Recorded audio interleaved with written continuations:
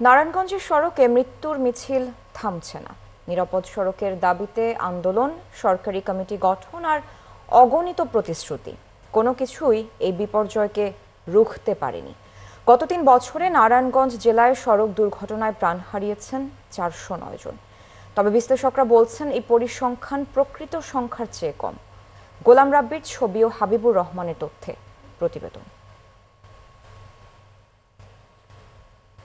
সড়ক পরিবহন কর্তৃপক্ষ বিআরটি এর হিসাব বলছে ২০২২ সালের জুলাই থেকে ২০২৫ সালের আগস্ট পর্যন্ত ৩ বছরে নারায়ণগঞ্জ জেলায় ৪৪৭টি দুর্ঘটনায় প্রাণ গেছে ৪০৯ জনের। আহত হয়েছেন আরও ৬৫০ জন। গড়ে প্রতি মাসেই ১১ জনের বেশি মানুষ সড়কে হারাচ্ছেন প্রাণ। দুর্ঘটনাগুলোর বড় অংশই ঘটছে ঢাকা নারায়ণগঞ্জ পুরনো সড়ক, ঢাকা চট্টগ্রাম মহাসড়কের কাঁচপুর ও রূপগঞ্জ অংশ, সাইনবোর্ড এলাকা ফতুল্লা ও আড়াই হাজারে। এই পরিসংখ্যানের বাইরে পরিবার হারিয়েছে প্রিয়জন, বিকলাঙ্গ হয়ে পড়েছেন বহু মানুষ। সড়কে প্রতিদিন এই মৃত্যুর মিছিল বাড়ছেই। গাড়ি নিয়ন্ত্রণভাবে চালানো, ড্রাইভারদের সেই সচেতনতা তৈরি হয় নাই, যত্রতত্র তারা চালাচ্ছে। প্রশাসনের কিছু দায়িত্বের অবহেলার বিষয় আছে।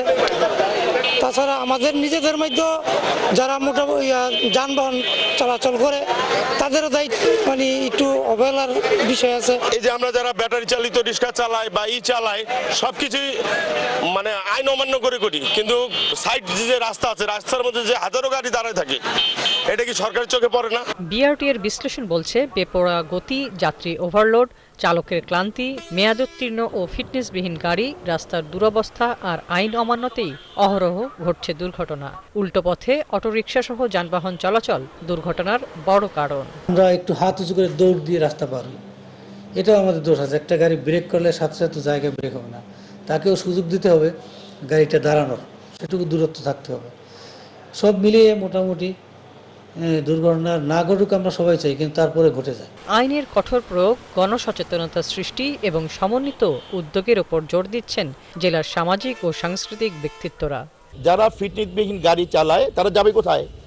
তাদেরকে মোটিভেশন করতে হবে আমাদের, যে তুমি এই গাড়ি যদি চালাও তাহলে তোমার অধীনে কতগুলো প্যাসেঞ্জার, তোমার উপরে ঝুঁকি আছে, প্যাসেঞ্জারের উপর ঝুঁকি আছে।